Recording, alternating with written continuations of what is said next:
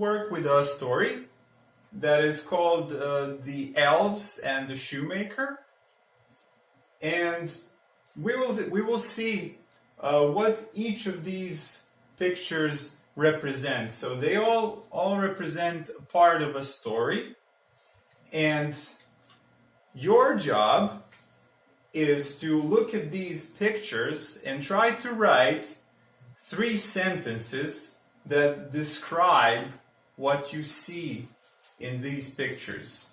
So everyone will get one of these pictures on a piece of paper, and you will write down 3 sentences about what you see in these pictures. Okay?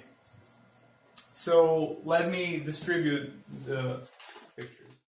Before we continue with our story, let's go through Google Docs. Let's talk about Google Docs. So most of you are familiar with Microsoft Word, right? Because we already used it. So Google Docs is very similar to Microsoft Word. It's just that this software, this platform is online. You cannot use it offline. And there are some differences, and we will see what they are. So let's start with opening your Gmail. So you already have a Gmail. So can you all please access your Gmail? So it should look like this on your screen. So I have sent you an email with 2 links. Did you all get that? Okay, great. So you should click on this email that you received from me, and you will see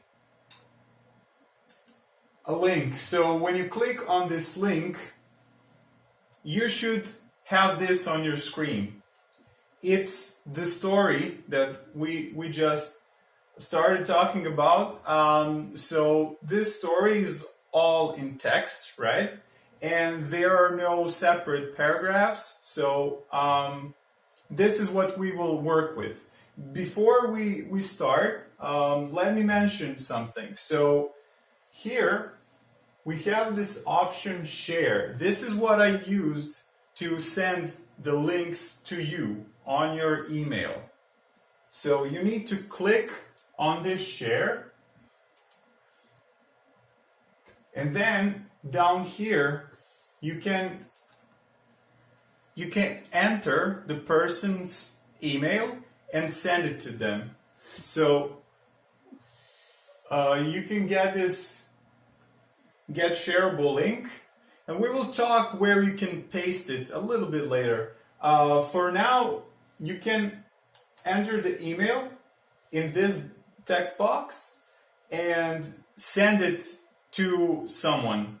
At the end of this lesson, I will ask you to work together and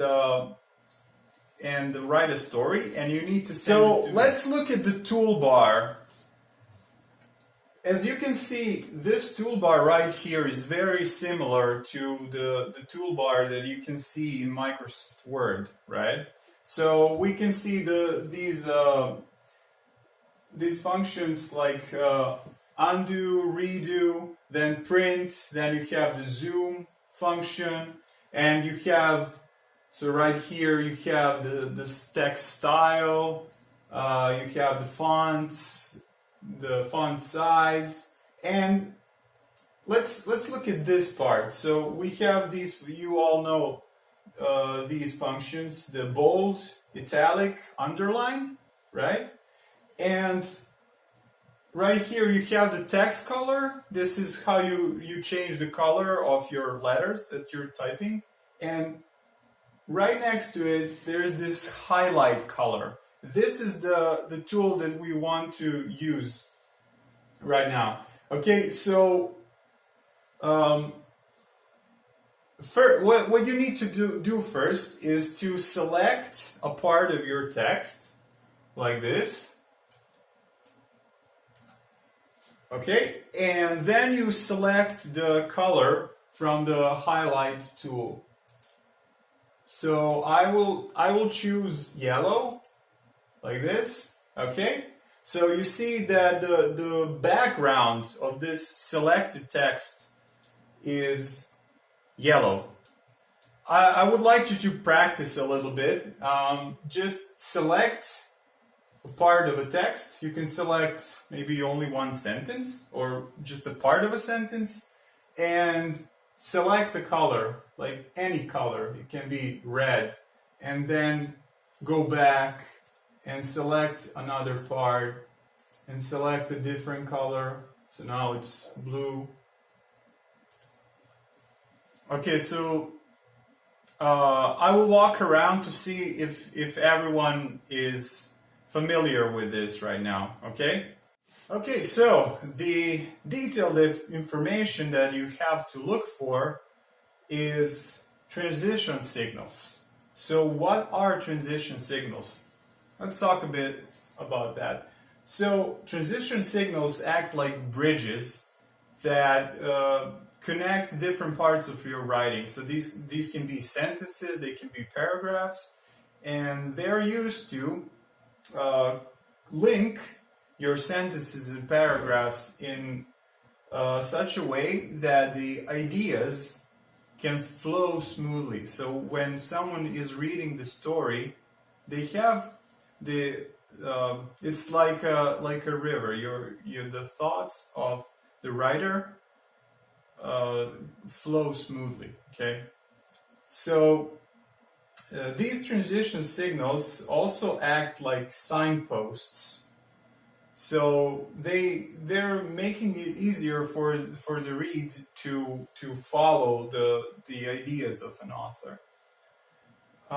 So bridges and links to make the ideas flow smoothly in a text, and the signposts so that the reader can follow the ideas. So do you understand? Do you have an idea what this might be? Okay, so let's take a look. Okay, so let's take a look at some examples. This might seem like it's very complicated and confusing, but it's not. You know most of these words already.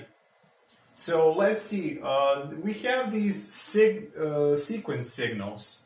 That means that one thing happens after another.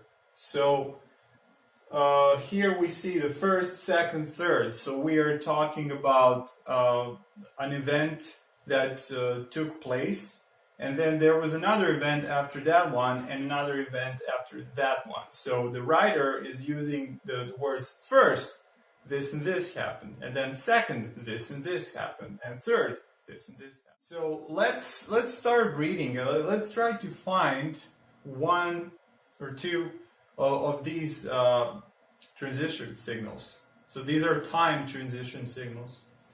Let's start reading. So a shoemaker, by no fault of his own, had become so poor that at last he had nothing left but leather for one pair of shoes. Okay, so who can continue reading? So it's your turn right now to read the text. So you should scan the text, which means that you should read it very fast. Don't slow down to try and understand what's going on in the text. You're supposed to only look for specific information, and these are the transition signals we just talked about. So mark, when you find them, mark them with one color, okay? So highlight with only one color. Okay. If you have any questions, I will be walking around, and you can ask me for clarification, okay? So you can start, and you have 3 minutes. Okay? So the time starts now.